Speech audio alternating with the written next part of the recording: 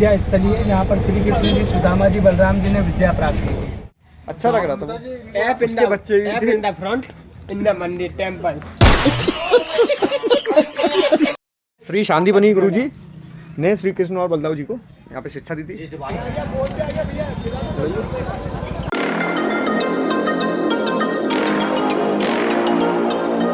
ठीक है, good morning. आदो के बिल्कुल रेडी हो चुके हैं, तो अभी चलते हैं महाकाल के दर्शन करने। प्रसाद वगैरह ले लिया है, जा रहे हैं मंदिर की तरफ। और ये है श्री महाकाल मंदिर का शिखर। यहाँ पे कुछ बैरिकेड्स लगे हुए हैं। एक साइड पर महाकाल लोक की रास्ता है, एक साइड महाकाल मंदिर में अंदर जाने की रास्ता है। गाइस, फोन तो आ गया है अंदर, अब वीडियो बन जाए बस। जिस हिसाब से रेलिंग खाली दिख रही है, उस हिसाब से भीड़ भाड़ बहुत कम होगी। और आरती अभी तक नहीं हुई है, मंदिर में जाकर शायद आरती मिल जाए। और वीडियो बनाने का मैं रिस्क नहीं लूँगा बिना बात के। यह है मंदिर का मेन गेट, श्री महाकालेश्वर मंदिर। चलते हैं। जय श्री महाकाल।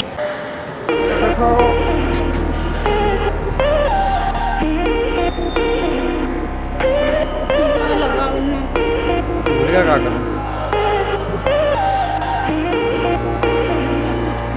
दर्शन के टाइम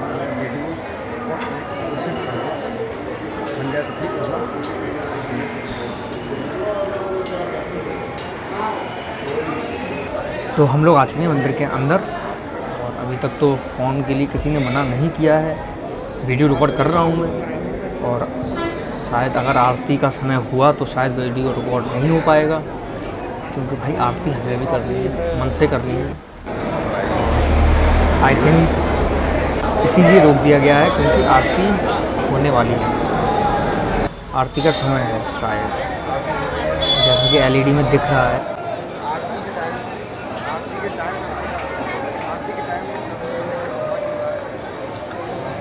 आरती का आनंद लेते हैं।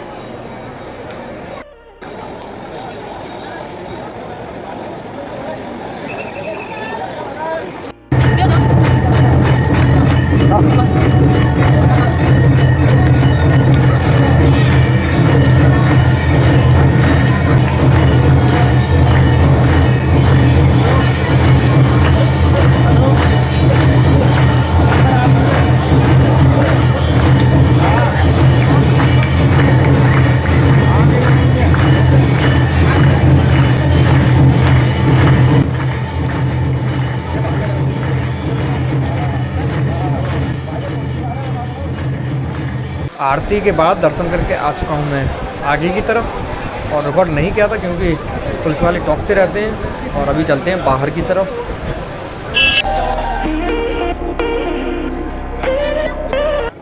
और आ चुके हैं मंदिर के बाहर। और ये रहा मंदिर का शिखर दर्शन कर लीजिए आप लोग।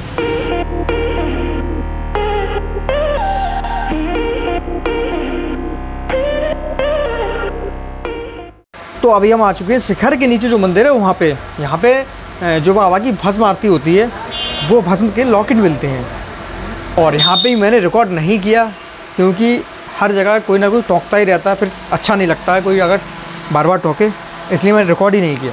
महाकाल की कृपा से दर्शन बहुत अच्छे से हुए हैं। और सबसे बड़ी बात कि हमको मंदिर के अंदर आरती करने का मौका मिला, आरती में खड़े होने का मौका मिला।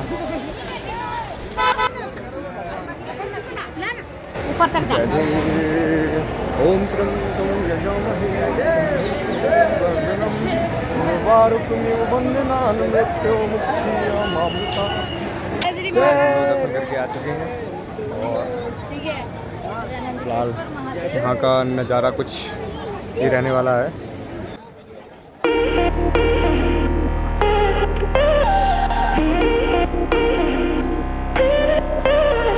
गाइस, हमने महाकाल जी के अच्छे से दर्शन करने के बाद कर लिया एक ऑटो। तो ऑटो वाले भैया ने मेरे से लिए हैं 400 रुपये।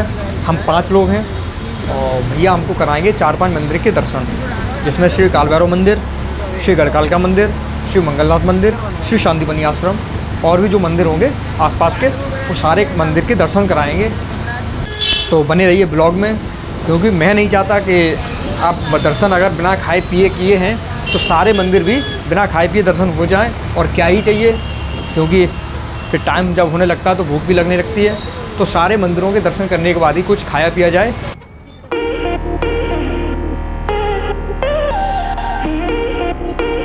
शांतिपनी आश्रम विद्या स्थली है, यहाँ पर श्री कृष्ण जी, सुदामा जी, बलराम जी ने विद्या प्राप्त की थी। चप्पल यही आपको गाड़ी में उतार दो, 10 से 15 मिनट के अंदर आपको रिटर्न आना है, ज़्यादा समय खराब नहीं करना है, अपने को आगे भी चलना है। जूते चप्पलों को यहीं उतार दो यार। चलिए आते हैं भैया, ठीक है। तो गाइस सबसे पहले भैया हमको लेके आए श्री शांतिपनी आश्रम, जहाँ पर भगवान श्री कृष्ण, बलदाऊ और सुदामा जी ने शिक्षा प्राप्त की थी। श्री कृष्ण सुदामा बलराम विद्या स्थल, अति प्राचीन खड़े नंदी हुआ एवं धन कुबेर की अद्वितीय प्रतिमा। गाइस अभी दर्शन करके आते हैं, ठीक। दर्शनार्थी दर्शन लाभ ले में फोटो खिंचवाना सख्त मना है। ऐसा कहीं कुछ लिखा होता है, मैं वीडियो रिकॉर्ड नहीं करता हूँ। और ये वो जगह थी जहाँ पे शिवलिंग थी उस टाइम की, जब भगवान श्री कृष्ण पढ़ा करते थे, जो कि मैंने रिकॉर्ड नहीं किया था क्योंकि पंडित जी सामने ही बैठे थे। और ये रहा लंगूर महाराज, 64 कलाओं की दीर्घायु। शांतिपनी आश्रम भगवान कृष्ण और मित्र सुदामा की शिक्षा स्थली होने के कारण प्रसिद्ध है, जहाँ उन्होंने श्री महर्षि शांतिपनी से 64 विद्याओं और कलाएं सीखी थी। यह आश्रम उज्जैन में स्थित है और इसका उल्लेख महाभारत जैसे ग्रंथों में भी होता है। अब बात करते हैं इस कुंड के बारे में। जो कहानी मैंने सुनी थी वो मैं आपको बता रहा हूँ, फिर चलते हैं गूगल पर। तो इस कुंड का नाम है गोमती कुंड। गोमती कुंड क्यों पड़ा था? क्योंकि जो यहाँ के गुरुजी जो थे श्री शांतिपनी जी, वो स्नान करने के लिए जाते थे श्री गोमती नदी में। जो आने जाने में जो समय लगता था वो बहुत ज़्यादा लगता था। कृष्ण भगवान की पढ़ाई में विलम्ब पैदा कर रहा था, वो टाइम वेस्ट लग रहा था उन्हें। तो उन्होंने टाइम की बचत करने के लिए गोमती नदी को यहाँ पे प्रकट कर दिया था। इस वजह से इसका नाम पड़ा था गोमती कुंड। अब चलते हैं गूगल पर। गोमती कुंड उज्जैन के शांतिपनी आश्रम में स्थित है। यह पवित्र जल कुंड है जिसका गहरा ऐतिहासिक और धार्मिक महत्व है। इस कुंड की एक विशेषता यह भी है, इसमें विभिन्न तीर्थों का जल प्रवाहित होता है। श्री कृष्ण का इस गोमती कुंड से क्या संबंध है ये भी सुनिए।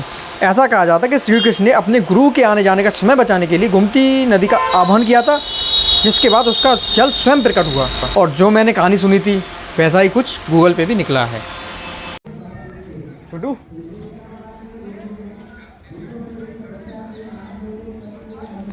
और कुछ ये यहाँ का दिस इज योर नाइस यार,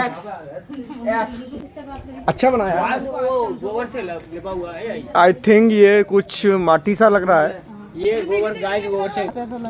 ऐप इन उसके बच्चे भी थे। In the front in the मंदिर टेंपल। क्या बात है सर, क्या बात है सर। बहुत। और कुछ यहाँ पे देखते हैं, इधर चल के थोड़ा यहाँ कुछ बन रहा है। सब जानकारी है इस फोटो में। और ये थोड़ा पार्क सा है।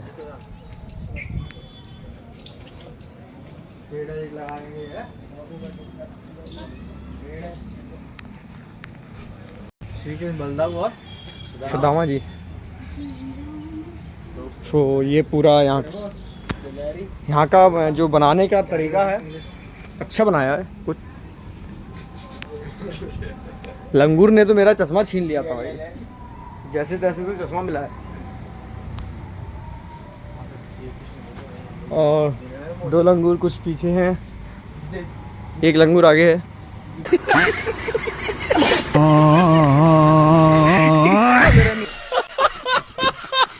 ये शकुनी मामा से क्यों जीत गए? कि उन्होंने यहाँ शिक्षा प्राप्त की थी। आप कहाँ के ज्ञानी बाबा? पासक क्रीड़ा। आक्रश और श्री शांतिपनी गुरुजी ने श्री कृष्ण और बलदाऊ जी को यहाँ पे शिक्षा दी थी। साक्षात शिक्षा दी थी। और ये वैजिका विद्या, वैजिका विद्या। और यहाँ से यहाँ पे गीता के उपदेश स्टार्ट होते हैं, जो यहाँ पे दिखाया गया है। पहले यहाँ पे लिखा हुआ है, धृतराष्ट्र संजय से कुरुक्षेत्र की स्थिति जानने की इच्छा व्यक्त करते हैं। संजय पांडव और दुर्योधन की सेनाओं को आमने सामने खड़े युद्ध के आदेश की प्रतीक्षा में होने का वर्णन करते हैं। ये कुछ 3D में दर्शाया गया है पूरी गीता के उपदेश। और गीता का सेकंड उपदेश यहाँ पे है।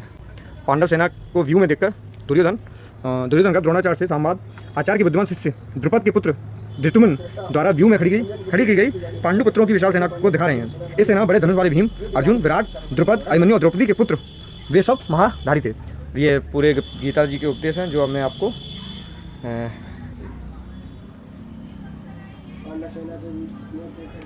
फ़ोटो लगा दूंगा।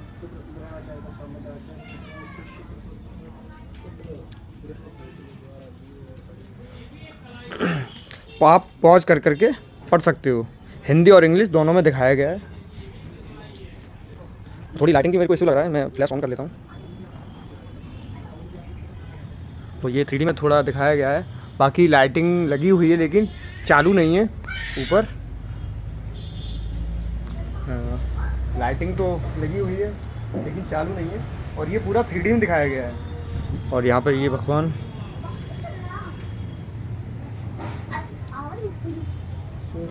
मुझे थोड़ा फास्ट चलना पड़ेगा क्योंकि कोई रोक ना दे।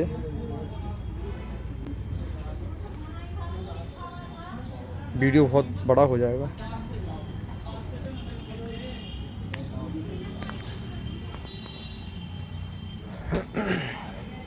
भगवान श्री कृष्ण कहते हैं अपन तपस्वियों और शास्त्र ज्ञानियों में योगी सर्वोत्तम है, अतः तुम योगी की तरह आचरण करो। और ये कुछ बड़ा उद्देश्य हिंदी इंग्लिश संस्कृत तीनों में है। और हे अर्जुन, बहुत जन्मों के बाद ज्ञानी मुझे सब कुछ मानता हुआ मुझ तक पहुंच जाता है। कितनी अच्छी बात लिखी हुई है। अंतकाल में जो मुझे जानते हैं वो मुझे प्राप्त हो जाते हैं। जो वक्त अंतकाल में योग वाला भ्रकुटी में प्राण लाकर एक मन से स्मरण करता है उसे वह दिव्य परमात्मा मिलता है। ये कुछ गीता के पूरे उपदेश आई थिंक वो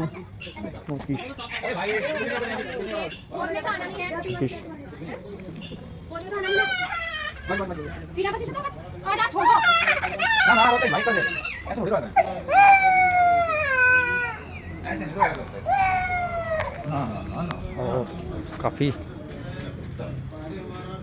बड़ा होने वाला है। भाई जल्दी आ जाओ बाबा। और लाइटिंग की वजह से थोड़ा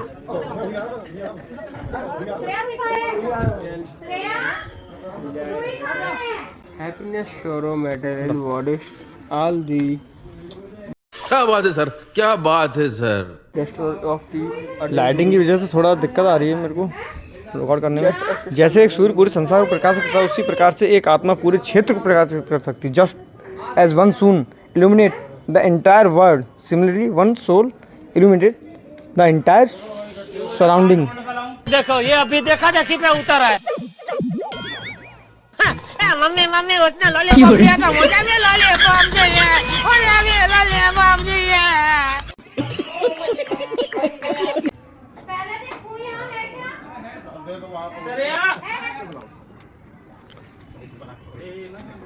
तो ये ताकि ये 3D में पूरा शो किया हुआ है और लाइटिंग बंद है। लाइटिंग लगी हुई है लेकिन बंद है। और स्क्रीनशॉट भी कर दूंगा। ठीक। और ये यहाँ का कौन था जो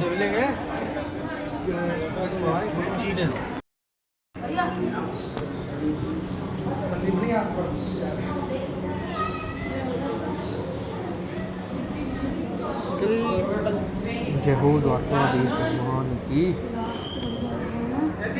अब चलते हैं बाहर।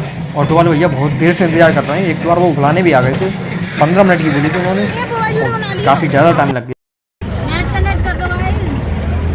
ये आप में से किसी और का एक आध किसी दूसरे व्यक्ति का नंबर दो तो आप देखो हम लोग आगे मंदिर आएगा, मैं आपको जानकारी दूंगा वहीं पे।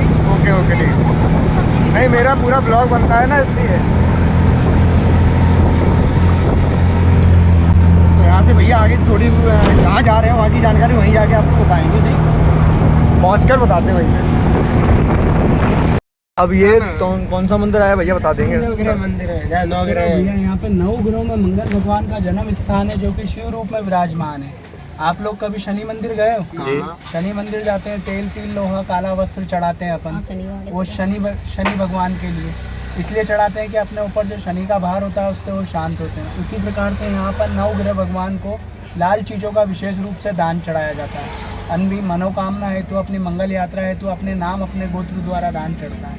अपने नाम अपने सरनेम द्वारा अपने लिए चढ़ता है। यहाँ पर जो लोग मांगलिक होते हैं उनके लिए विशेष रूप से चढ़ता है। चलिए मतलब दान क्या होता है अपने बात है ना परिवार के लिए। आ जाओ चलिए अंदर चल के देखते हैं क्या है। आने के बाद देंगे। कितने का है ये? 251 का। ले लो। ओ मंगलाय नमः का जब श्री मंगल धाम मंदिर, और जैसा कि भैया ने बताया था कि मंगल भगवान का जन्म स्थान है 9 ग्रह के रूप में जो शिव रूप में विराजमान है। और आंटी भी बता रही थी कि गर्भगृह में अंदर जाने दिया जाता है। अगर रिकॉर्ड होना होगा तो मैं कर लूँगा।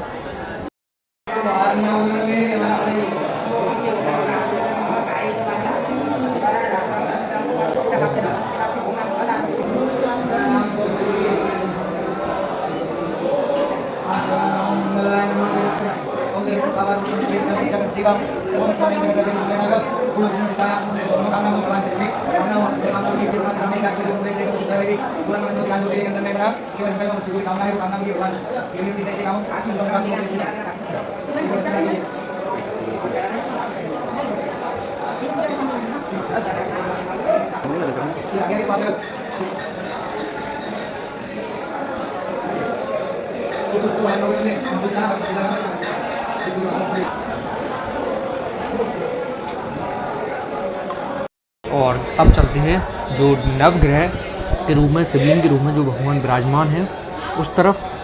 गर्भगृह के भारी है वो, यही है वो 9 शिवलिंग है यहाँ पे। भैया एक रेस्टोरेंट के बारे में बता रहे थे खाने के लिए, लेकिन हमको खाना ही नहीं है। रोटी होती है, सलाद होता है, एक प्लेट में अनलिमिटेड जितना आप खा सकते हो एक प्लेट।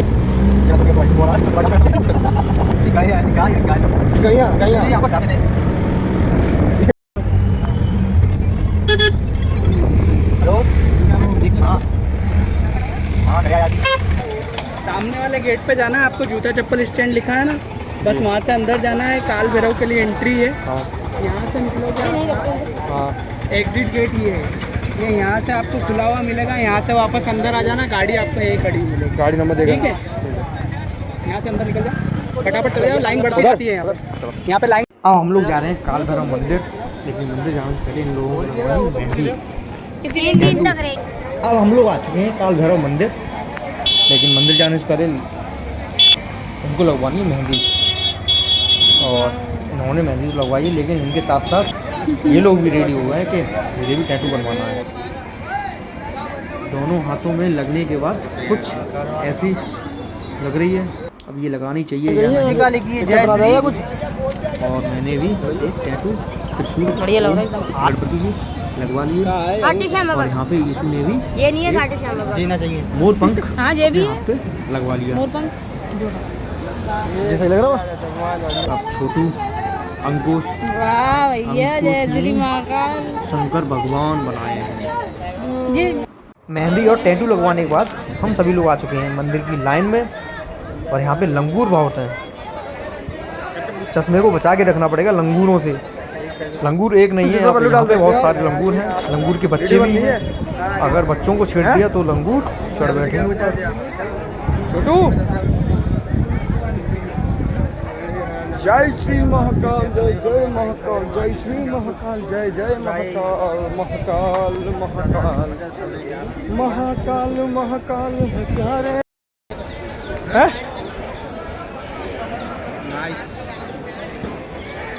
गाइस लंगूर ही लंगूर बहुत है भाई। अब मोबाइल को सेफ्टी से रखना पड़ेगा, अगर मोबाइल छीन लिया तो दिक्कत हो जाएगी। और ये है श्री काल भैरव मंदिर का मेन गेट, और इसके अंदर चलते हैं।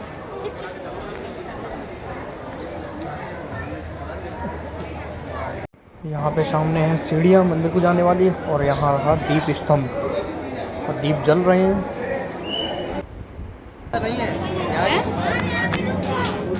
आने तो हमको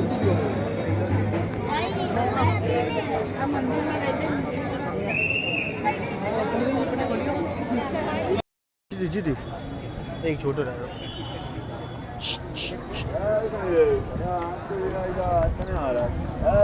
जय शनिदेव। हम लोग कार भैरव बाबा के दर्शन तो कर चुके हैं, भीड़ के कारण हमने वहाँ पे शूट नहीं किया।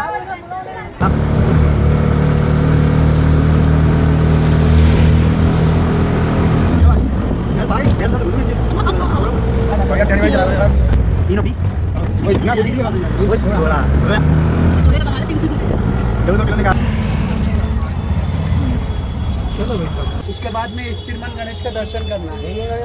हाँ, यहाँ पे चले जाओ फटाफट, आरती का समय फिर 1.5 घंटा लगता है आरती।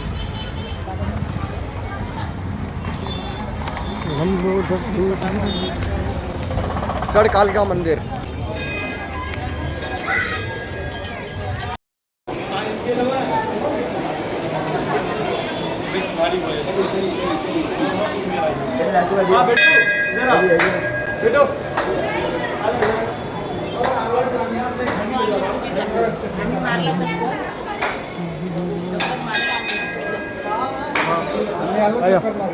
बाहर के लिए ना चला आया। गढ़कालिका जी के दर्शन कर लिए। अब देखते हैं कहाँ जाना। आजा बड़े भैया इधर आ जाओ, ले जाओ पूजा प्रसाद देवी के लिए नींबू की माला। एक मेरे लिए भी। तुमने क्या ले लिया?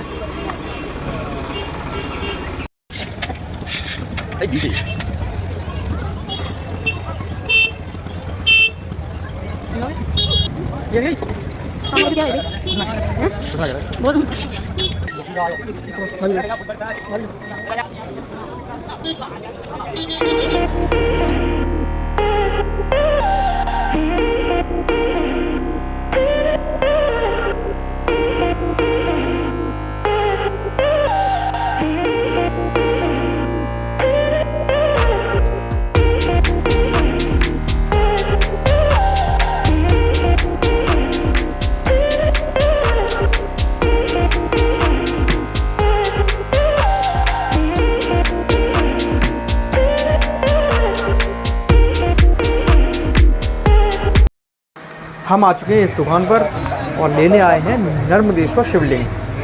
नर्मदेश्वर शिवलिंग, जितनी भी शिवलिंग होती है वो नर्मदा नदी से ही निकलती है।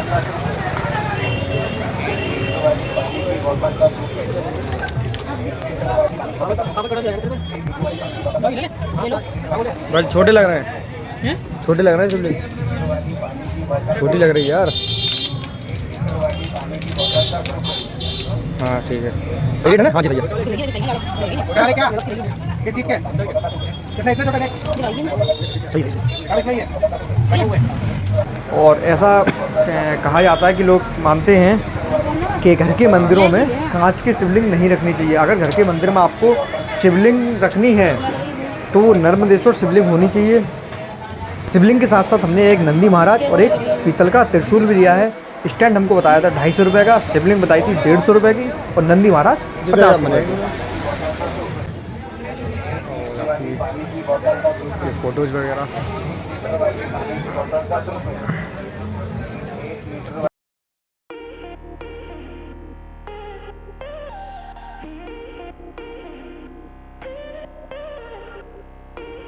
चारधाम मंदिर यहाँ से कल चेकआउट किया था और दोबारा हमको रूम मिला ही नहीं था इसमें।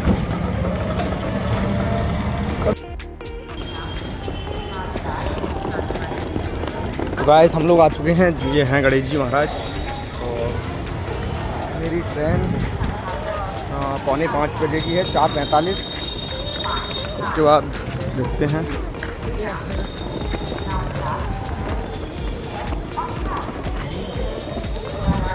मस्त खाना पीना खा के आ गए अपने स्टेशन पर और टाइम अभी हो रहा है 3 बजने वाला है।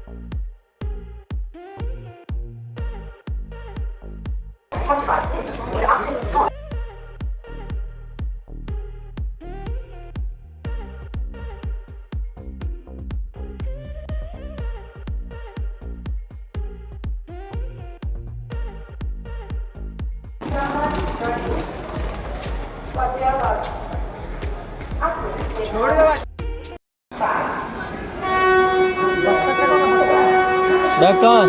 बैग ट्रेन अपने निर्धारित समय पर निकल पड़ी है आगरा के लिए और सफ़र करीबन 12-13 घंटे का रहने वाला है। तो बने रहिए, सुबह सीधे 5 बजे पहुंच जाएंगे आगरा। नींद तो सभी लोगों को बहुत तेज़ चढ़ी थी, सभी लोग सो गए हैं एकदम ट्रेन में आते ही, और छोटू तो स्टेशन पर ही सो गया था।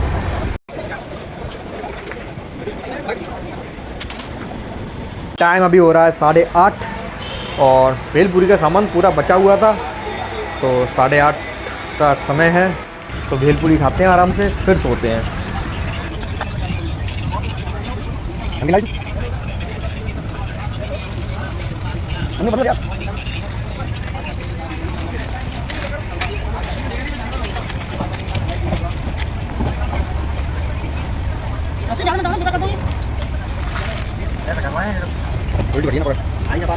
हे गाइस, गुड मॉर्निंग।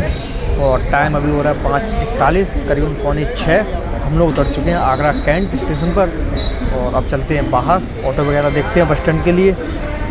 और नाश्ता अगर करना होगा तो आगरा बस स्टैंड पर ही है फेमस पूड़ी वाले, श्री राम पूड़ी वाले, वहीं जाके नाश्ता करते हैं। अब देखते हैं ऑटो।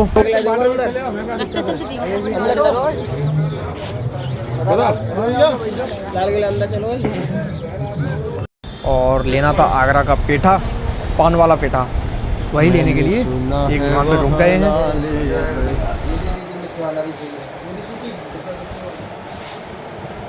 बस स्टैंड पर पहुंचकर सबसे पहले किया नाश्ता, और अच्छा खाना मिलता है यहाँ पे श्री राम पूड़ी वाले।